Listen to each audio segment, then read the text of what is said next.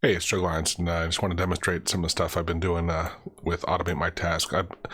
Here's the program as it is now. I haven't shared this version yet, so don't go looking for the newest version. It's still a work in progress. I'm leaving the stable one out there for now, but I got rid of the duplicate step, at least for now. It didn't seem like that really helped a lot. I moved up some stuff. Let me go ahead and demonstrate some here. So F1, find this.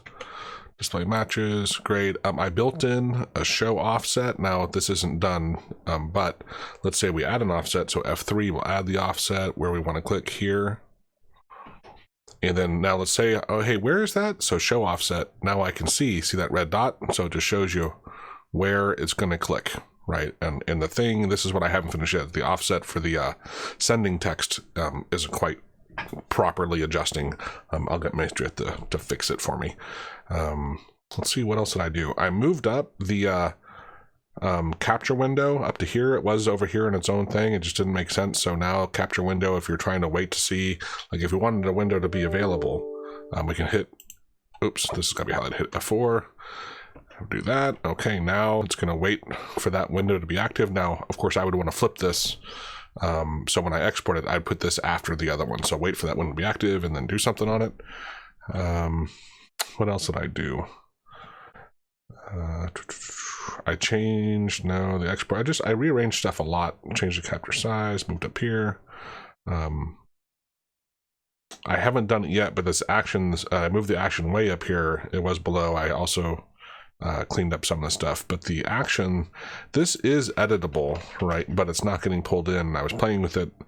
Short term, it's easy to make this into just a text field, but what I wanted to do is to pull this in, but I need to put that into the loop so it gets them for all of them. I can figure out how to do it for one, but I'm gonna have Maestrith'ts go back and make sure it gets that in the inside the object when you go to export it. Loops over everything and pulls in the stuff. But overall, I'm pretty happy with what we're doing here. So, oh, you know what else I did? That's what I did. So if there's, let's, on this mouse move, if we're doing, let's do a left, if it's a left actual click, if I do this and test it, it should move it up there and hit that. Oh, I hit test. Oh, yeah, that's right. Unable to find, well, let's get rid of this step anyway. So delete that step and test that. Oh, we should do display matches. Oh, look at that. That one. Why is that? I don't know why that's covering it. Let's clear step, start over. That's interesting. I must have screwed something up because it's the display matches is staying on. Obviously I got something to fix, but let's say we'll get a new thing, F1, display matches, great. If it's an actual click, you can hit test and it's going to go up there and click it, right? But per someone, they had a good point, and I had this in my fine text thing, is I can restore position. Now when I click test, watch what happens to my mouse. I'm going to click test, moves it there, and then moves it back to wherever my mouse was. Of course, it's always in this example going to be over the test thing. Oh, and my display matches went away. I'm not sure how that happened. But yeah, so that'll work. I didn't build it into the mouse move, because if you're only moving a mouse to a certain location, why would you move it back to where you were if you didn't take any action? So that didn't make sense to me. So it's just on, and also it didn't make sense to have it on a control click, because the whole point is you don't actually move your mouse to where you're going. So that's only on the actual left click. It's just a radio box. You can turn it on or off. So that, anyway, that's where I'm at.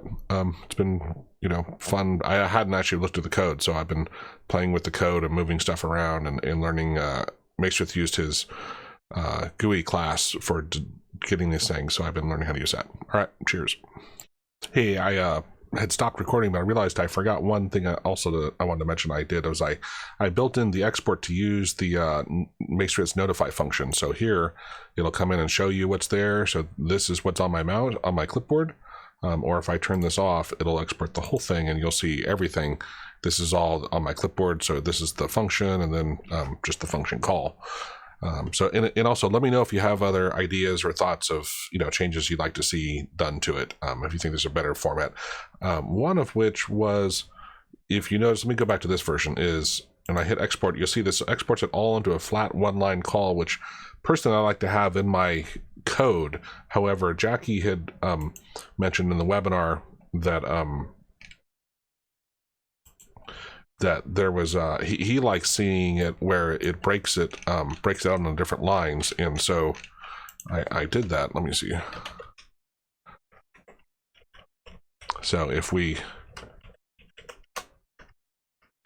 put this over here and relaunch, now hit F1. Of course, I got to recapture something. There we go. And I'm gonna hit export. Well, let's do just function call. Yeah, export. So see how it's breaking it across this, and that's what would be on the clipboard. So it's a little easier to look at it, you know, to see what is actually being done and what's going on. But to me, I wouldn't leave this in my code. I would flatten this down. So it just depends on, I think, you know, I could put a checkbox somewhere to say, you know, flatten code. Maybe like one of these guys to say flatten code or not. Personally, once I get used to it, I'm not using this view at all. So I don't personally think I'll add it. But anyway, if you guys think differently, let me know, and like and subscribe. Thanks.